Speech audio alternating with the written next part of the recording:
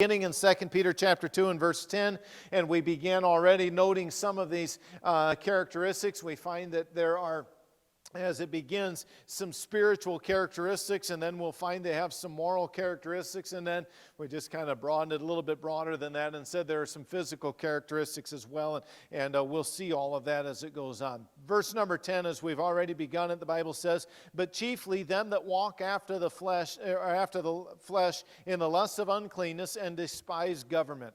Presumptuous are they, self-willed, they are not afraid to speak evil of dignities.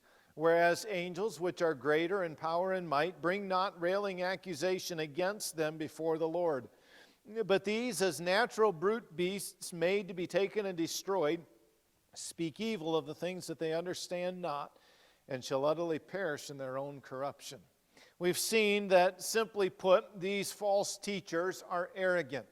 They are arrogant and they demonstrate their arrogance in a number of ways. They demonstrate their arrogance, first of all, towards authority. The Bible says that they despise government. They come along and they just treat all government lightly. It's something that they mock. It is something that they refuse to submit themselves to. Then we find that they were also arrogant in relation to other individuals. It says they are presumptuous, they are self-willed. The idea is there is absolutely no one who is going to come along and tell them what they are going to do or how they are going to act. And what I want to begin to look at today, those were already things we've already seen. There's a third way that they demonstrate their arrogance, and that is in relation to the spiritual world. And this is a very interesting issue, and I must say that it is extremely difficult, honestly, to interpret. And I find that everyone else had the same struggle.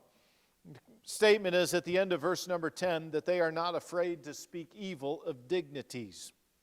Then a contrast is made in verse number 11, "Whereas angels, which are greater in power and might, bring not railing accusation against them before the Lord." My biggest question has been through this, who is them in verse number 11? And nobody has an answer for that. Everyone contradicts. There are all sorts of differing ideas. We're going to talk a little bit about that, but I want to mention a couple of things, and I don't want to get lost in some of the details of it. The essence of what Peter is saying, regardless of all the different interpretations, the essence of what Peter is saying is still going to be the same. These false teachers, through their arrogance, are crossing lines in their boldness that even angels themselves are unwilling to cross.